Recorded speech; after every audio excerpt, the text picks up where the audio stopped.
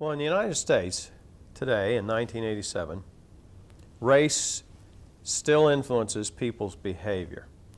How do you deal with the problem? Well,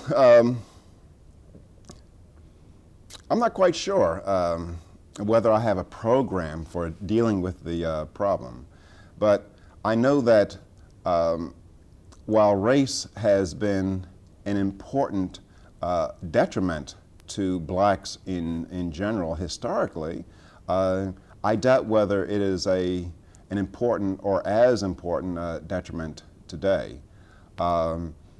I think for all intents and purposes in the United States that blacks do have their constitutional guarantees, and the problems that blacks face today are not really race. That is, the civil rights struggle is over and won in the United States, which doesn't mean that that all the problems have come to an end, but what it does mean is that they're not civil rights problems.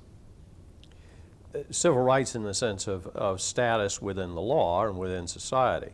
That's right. That is absolutely right.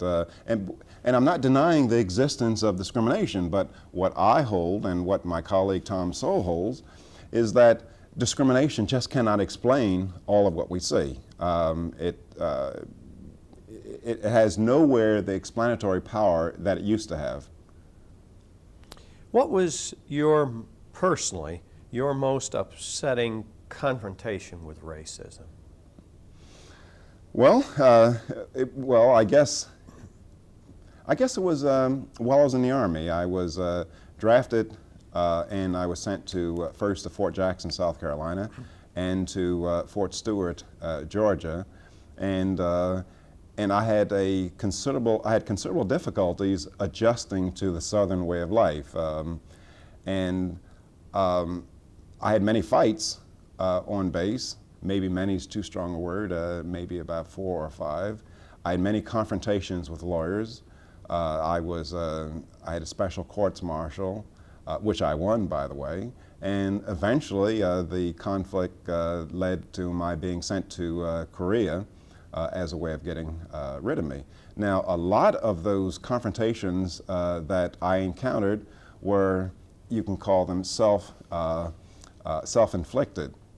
That is, this is back in 1959 and 60, recall, that when I was in the Army. And I used to organize the black soldiers to go to the dance on the wrong night. That is, they had on the Army post, they had a white dance and a black dance. Well, I organized the black soldiers to go to the white dance, and when one of my colleagues asked a young lady for a dance, the dance was called to an end, and there was a lot of problems that led to my being charged with inciting the riot. But and also I challenged my duties as a soldier in light of the fact that I did not have constitutional guarantees. So had I remained quiet at Fort Stewart, I would not have encountered nearly as many problems as I did.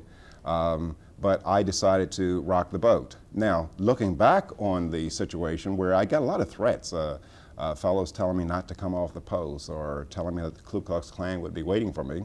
But looking back on the situation, I would have never done it because when you're young, you tend to think that you're invincible. But when you get older, you can recognize that one of those fellows could have taken me to the Okefenokee swamps down there, and I would have never been heard of afterwards.